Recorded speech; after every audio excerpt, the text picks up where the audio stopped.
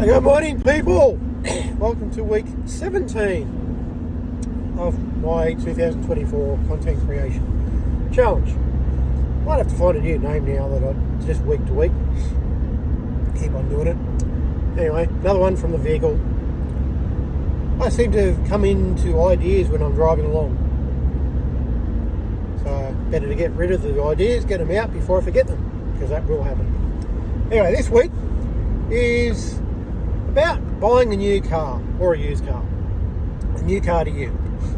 Now, I've done a fair bit of research, and I've found with new or second-hand cars these days, a lot of people talk about problems that they have with them, whether they're new or they're used.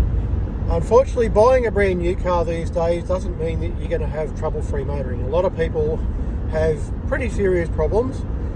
Even when we bought our 2016 Mitsubishi ASX back in 2016, we were warned, there's problems with the head unit in the car stereo, and there's problems with the transmission, and that's expensive, and there's other problems with them, mirrors and all sorts of things.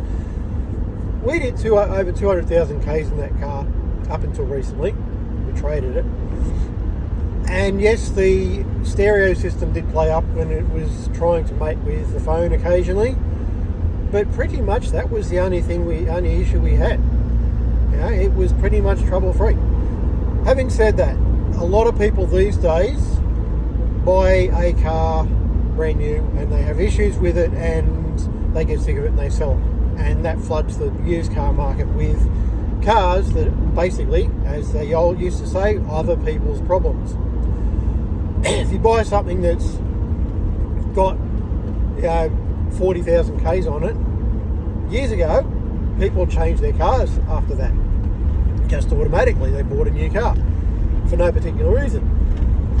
They just didn't want to have high K cars.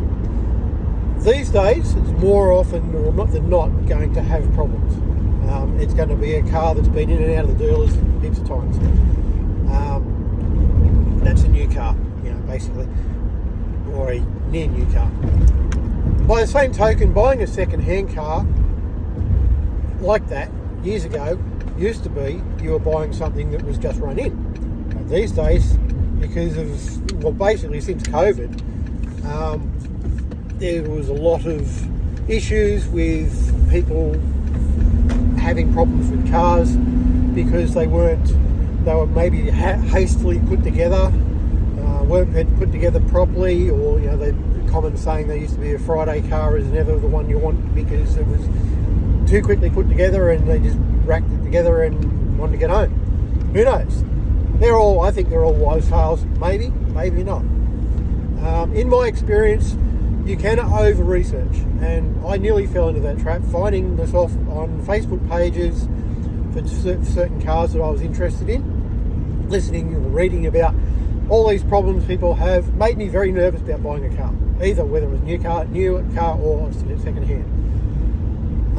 For instance, the Pajero Sport that we've just bought. There was lots of issues that I was nervous as hell with, where DPF, the diesel, whatever it's called, particulate filter, causing issues with the technology in it, and it breaking down or going to the limp node and having to be taken back to the dealer several times. That was just one of the many issues. Lots of little things like cup holders breaking, and yes, first day we drove it, the cup holder in the back seat did actually break. It's not technically broken, just a little part fell out of it, and it's got to be put back in, and I couldn't work out how to put it back in. So when it goes in for its 1500k check-up, I will be giving it to them and saying fix this. Again, that's quality issues that shouldn't be a case, especially when you're spending a lot of money on a new car, but unfortunately it is.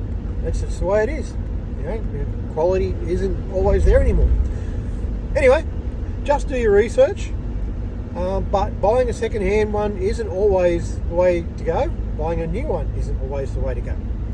Anyway, speak to you next week.